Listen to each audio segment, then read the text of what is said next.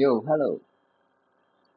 Pernah nggak sih kalian menulis kode, kemudian pada saat kalian jalankan kode tersebut, maka akan menghasilkan error yang kalian bingung pada saat kalian cek ulang kode yang telah kalian tulis itu apa sih errornya apa gitu. Karena tulisan kode kalian itu sangat berantakan misalnya.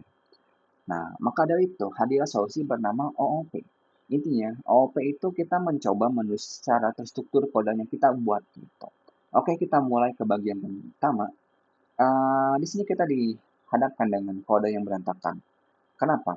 Coba kita fokus ke bagian doc 1 dan doc 3. Nah, di bagian sini kita anggap sebagai data dan data tersebut disatukan gitu antara subjek dengan objeknya. Subjeknya itu nama, kemudian objeknya itu video. Dan di bagian doc 3-nya itu ada subjeknya nama, tapi ini ada tipe error gitu. Type error. Misalnya kalau saya name tapi dia menuliskan sebagai nama dan objek itu body. Dan di bagian kedua ini, describe doc ini ya kita mencoba menjalankan metode menggunakan describe doc gitu.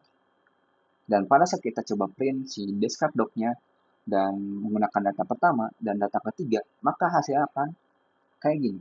Video adalah anjing ras Labrador, kemudian pada saat kita print di bagian data doc 3 gitu ya, itu akan terjadi error dengan error intinya itu kayak error bernama nama.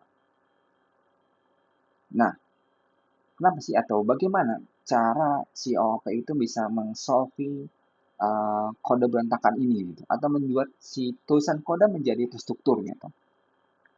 Oke, coba kita masuk ke bagian VS Code langsung. Nah, di sini kita bisa lihat gitu ada suatu kode yang cukup bukan cukup sih sebenarnya bersih nih kodenya, enak dibaca gitu. Nah, coba kita baca. Di bagian class doc, ini itu kita deskripsikan sebagai si kelas itu sebagai pekerjaannya, kemudian doc itu sebagai blueprintnya. Kemudian di bagian dev init, init itu apa fungsinya?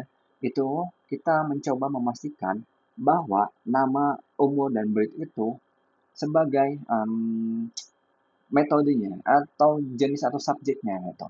Dan di bagian self.name itu kita itu mengenalnya sebagai memory atau si self-nya ini mengenal sebagai nama dan age-nya itu sebagai age dan lain sebagainya. Dan describe ini ya metode pekerjaannya kayak gitu. Dan di bagian doc 1 dan doc 2-nya, nah docnya itu enak gitu. Si doc 1-nya itu kita baca datanya ada filo 1, 3, Labrador. Nah, sebenarnya di bagian sini dan di bagian sini itu sangat penting. Kenapa?